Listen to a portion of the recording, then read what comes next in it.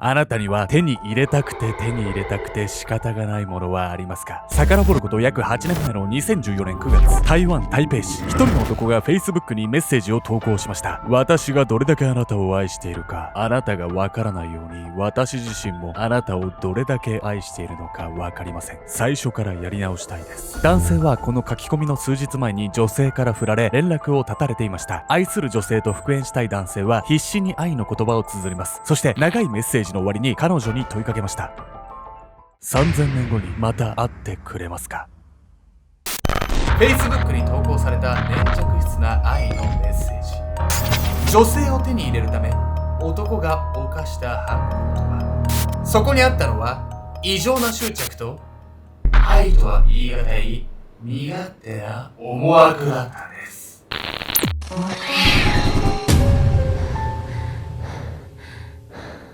おさす、人生で1回は長岡花火大会デートとかで行ってみたいな。ケンちゃんです。人生に1回は長島スパーランドに行きたいヤミヤミコです。オリスパでいいよな。オリスパって何？オリーブスパ。長島スパーランドはでっかいジェットコースターがあるけど、オリスパには何があるの？マッサージ。マッサージの夢の国。本日皆様にご紹介するのは、失恋した男性による恐ろしい犯行の数々なんです。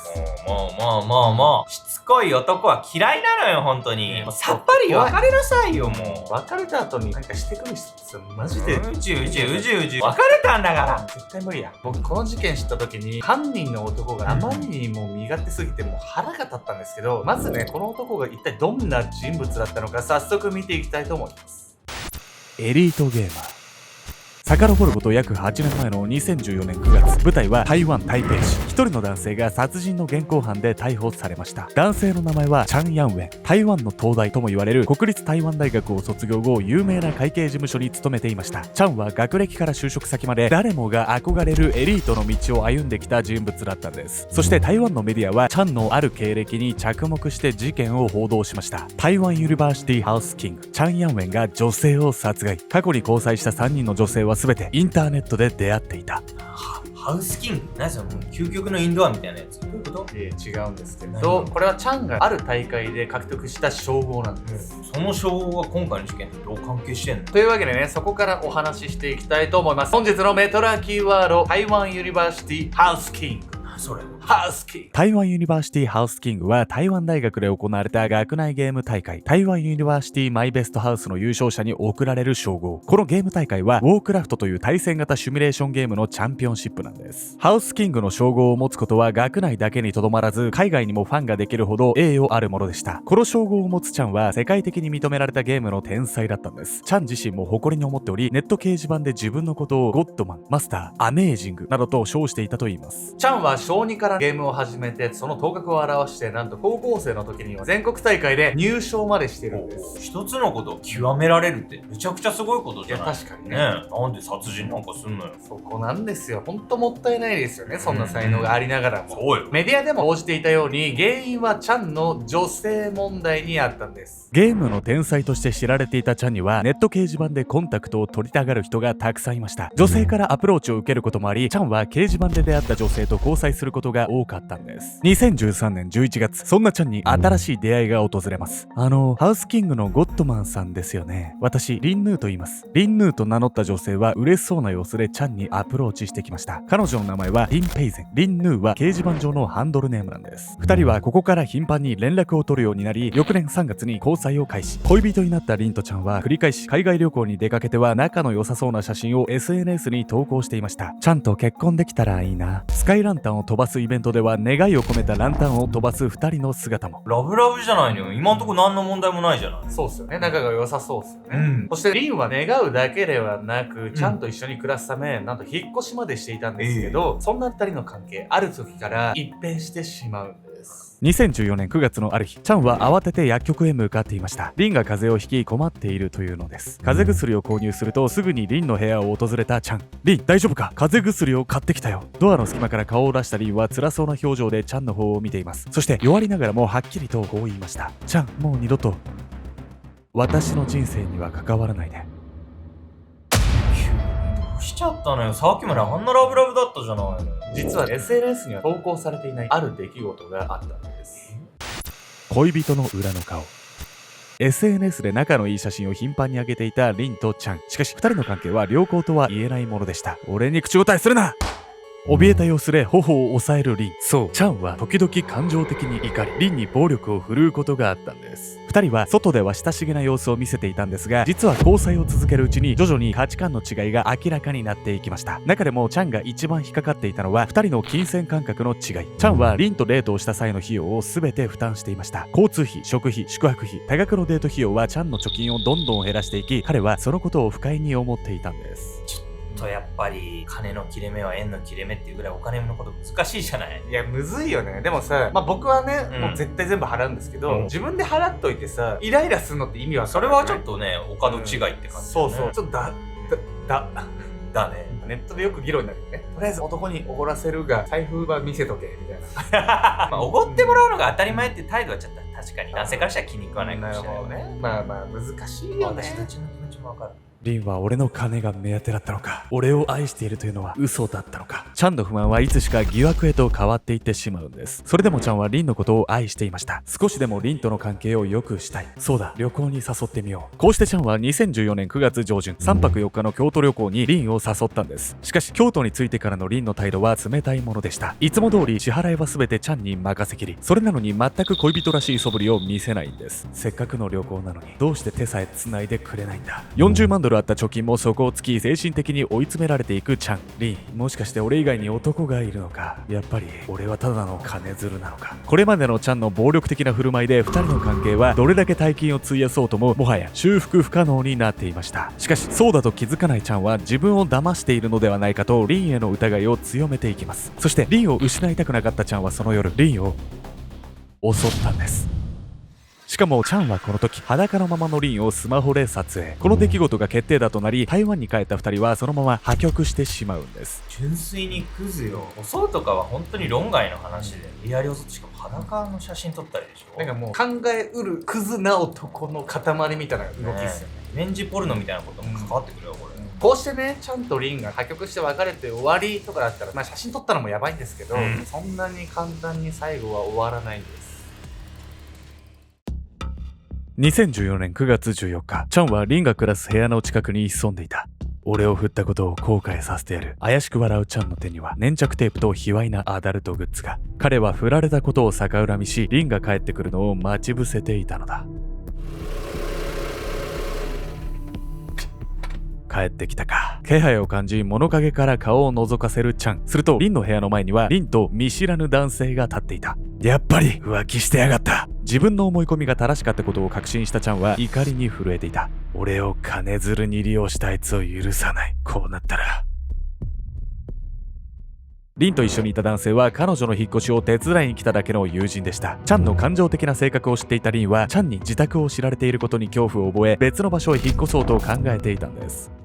チャンめちゃくちゃ悪い方に勘違いしちゃってんじゃないのよ。危ない、これは。マジで怖くないっすか？怖いわよ、こんな状況に相手勘違いしてたら。その怖い予感も当たってしまい、なんとチャンは翌日リンの前に現れてくるんです。過ぎた欲望。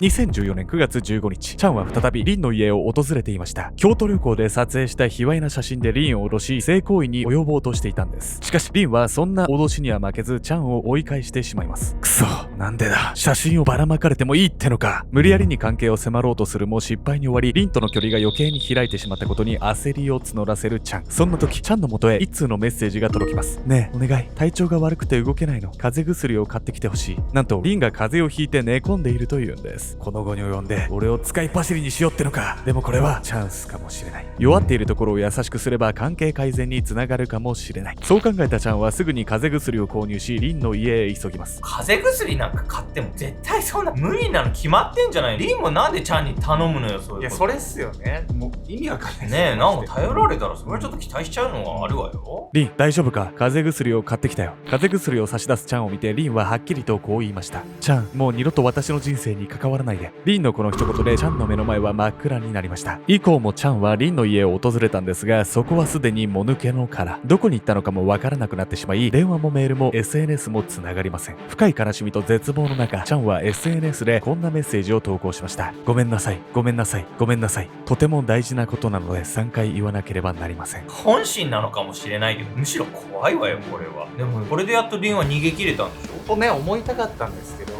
そう簡単にことは運ばなかった。怖い。脅迫してまでリンと関係を持とうとしたチャン。彼は連絡先をブロックされ、居場所がわからなくなるぐらいでは諦めませんでした。怖えな。チャンはリンの居場所をつかむため、次なる手段に出ます。その手段とはハッキング。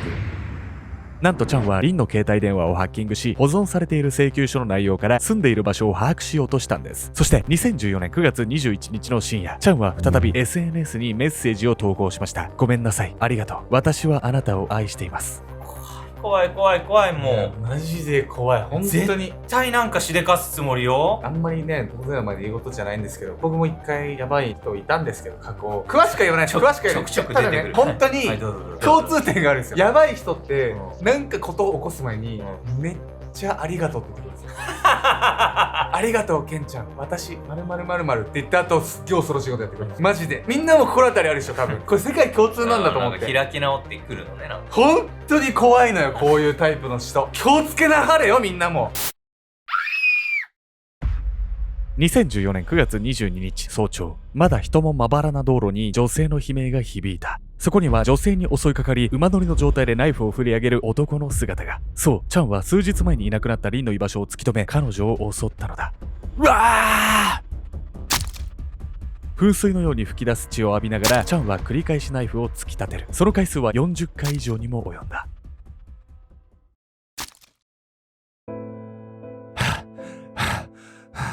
リンが動かなくなったのを見ると、チャンはようやく動きを止めた。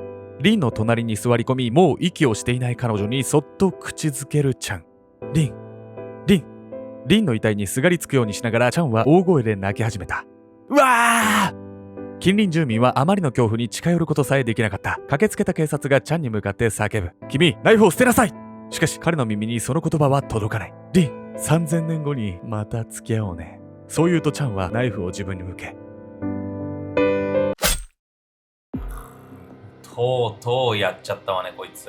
ちょっとツッコミどころ多いんだけど、3000年後ってどういうこと？実はですね、このチャンの送ったメッセージに続きがあるんです。そこにはチャンの本心、そしてこの行動に至った理由が載っていたんです。私がどれだけあなたを愛しているか、あなたがわからないように、私自身もあなたをどれだけ愛しているのかわかりません。私たちが破局を迎えてしまったのは、私が欲深く利己的すぎたせいです。チャンは自分の暴力や攻撃的な言動の数々が破局の原因になったことを理解していました。そして我慢の効かない自分を変えるためにたどり着いた選択が今回の犯行だったんです。チャンの投稿は次のように続きます。3000年かけて何度も生まれ変わりながら愚かな自分を変えてみせます。そうやって変わった私と3000年後に会ってくれませんか？ごめんなさい。ありがとう。私はあなたを愛しています。何、チャンは2人で心中しようとしてたってこと？まあそういうことですよね。でもさ、いいように書いてるけど自分勝手なんよね。愛してるんだったらその人がどうやったら幸せになるかを考えるべきなのに、まあそれが本当の愛よね。自分の思い通りにならないからっつって綺麗事みたいな感じでまとめ上げて相手を傷つけて包丁で刺そうなんていうのはも